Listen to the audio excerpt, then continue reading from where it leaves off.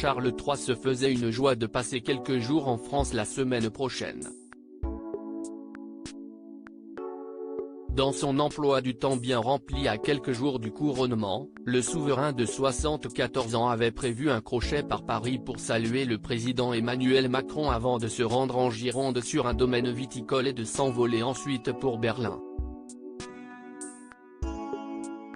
Un déplacement qui, au fil du temps, semble de plus en plus compromis en raison du contexte de grève et de manifestations qui pourraient mettre en danger le roi Charles III.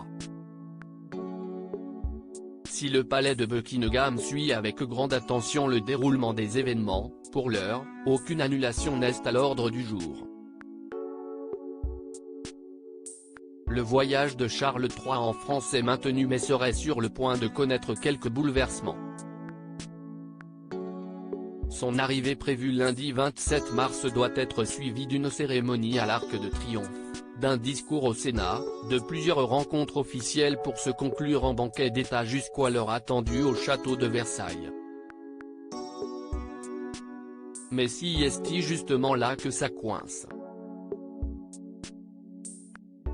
Un tel repas dans un lieu si luxueux en contexte de crise pourrait mettre encore un peu plus le feu aux poudres.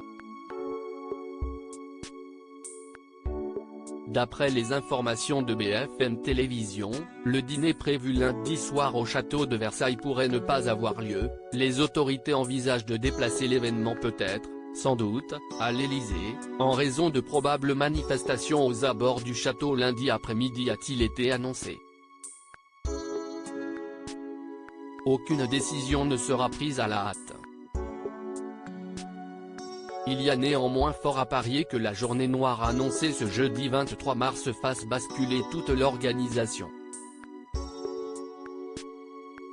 Logistique et sécurité menacées. Si Paris a son lot d'inconvénients, ce n'est pas la seule ville de France rythmée par les blocages. Bordeaux n'y échappe pas. Il se pourrait d'ailleurs que les conducteurs de tram, que le roi Charles III envisage de prendre, refusent de circuler. Une problématique de taille en plus de la grève des éboueurs qui gagne le pays. Le roi Charles viendra-t-il ou pas?